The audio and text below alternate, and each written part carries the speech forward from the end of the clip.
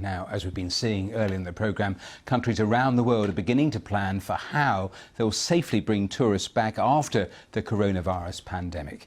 In Barbados, borders remain shut, but the current daily curfew from 8 p.m. to 5 a.m. will be lifted next week as the government looks to reopen the economy. Well, Barbados has reported only 92 cases of COVID-19 and 7 deaths, but the impact of the crisis on tourism has been massive. Well, let's go live to Bridgetown and talk to the country's Prime Minister, Mia Mottley, who's also chair of the Caribbean Community. Prime Minister, welcome here to our programme. When do you think you'll be able to open up to tourists again, Barbados and the other islands? Thank you, Matthew. We're not going to be driven by a date. We're going to be driven by protocols that make us safe, because we want to remain safe for our people. We want to remain safe for people who are visiting us. And this is not only Barbados's position, but a number of countries within the Caribbean community. And as you correctly stated, this has been a difficult moment for us all, so that we are trying to balance lives and livelihoods like everywhere else. I listened to your reports earlier about Europe. We're in deep conversations with each other on a common public health protocol within the region. We're also having discussions with the airlines and the cruise industry. But we're not going to be driven by a date. We're going to be driven by a satisfaction that we have safe protocols that keep our workers safe, that keep our people safe, that keep our visitors safe. Just briefly on that, and I understand completely what you're saying, are you thinking, though, in your mind, weeks or potentially months here? Well, we all hope weeks, but we need to make sure that we touch all the bases. And to that extent, I think the airlines have been doing a reasonably good job in trying to ensure that the planes can be kept sanitized, certainly far more than they have been.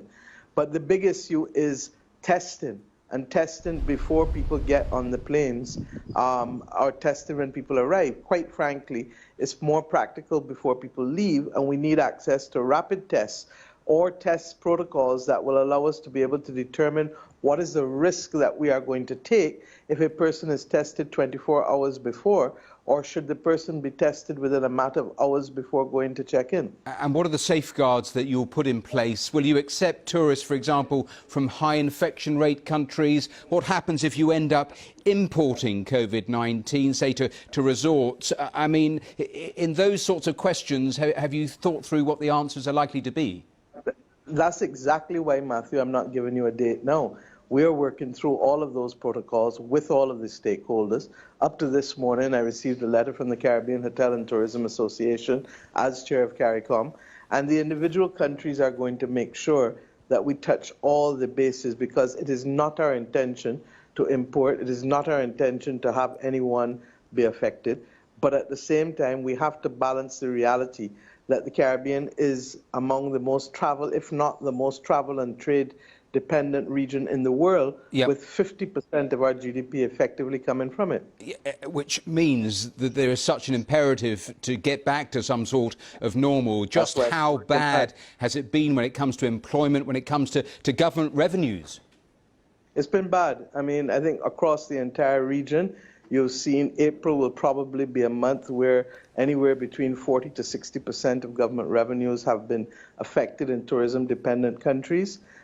We've also recognized that the unemployment rates in most cases in countries that are tourism-dependent have gone from double to treble in some instances. It's no different from what's happening in the UK and the US. The difference is, however, is that we have a much narrower base, and there are a number of countries that effectively depend on tourism. The only good news for us, as opposed to Europe, is that we've now come out of our winter season, and therefore, in a sense, we're going into our low season. But that, therefore, allows us to do some refurbishment and training and other things that we would otherwise have been looking at anyhow. But the scale of unemployment has been crippling. Now, you were talking to the World Health Organization only last week. You've spoken about the need for global leadership, for moral leadership. Right. You want a fairer, more inclusive world order moving forward. Is that realistic, do you think, in terms of what is likely to happen, given the sort of fragmentation we've seen in leadership over the last few months? It is imperative, whether we have it immediately or whether we have a long, torturous journey to it, we'll get it. And you only have to go back 100 years to look at the journey. I mean, we went through from 1914 to 1918, a Great War. We then had the Spanish flu for 2 years. Then you had the Great Depression at the end of the 1920s. In the region, we had our riots throughout the 1930s, and by 1939, you were into another Great War. So there is nothing that guarantees prosperity or stability, but I do believe that the arc of history ultimately moves in that direction. Whether we are going to get there sooner rather than later, we pray and we will agitate for, because we recognize that 75 years ago, when the United Nations was formed and the Bretton Woods institutions, our countries were not independent countries. Yep. Most of Africa was colonies. So we have to find a world order that better reflects the 200 nations of the world, that better reflects that 1 in every 5 is a small island state or a small state, and that better reflects that using historic per capita measures, measurements to determine whether we should access any form of assistance in COVID-19 or post-COVID-19 is an arbitrary measurement that is as useless as taking blood pressure from 2 years ago to determine vulnerability to a stroke today. So we keep using proxies that are not realistic to our existence.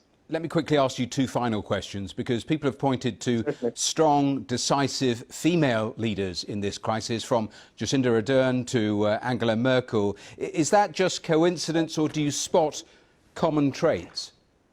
Well, I was asked that already, and I said that I fundamentally believe that the ability to care makes a lot of difference in terms of making the decisions that will ensure that we do not put our workers at risk, that we do not put our people at risk, that we do not put our environment at risk, because we are only here in trust for the next generation and the generation after.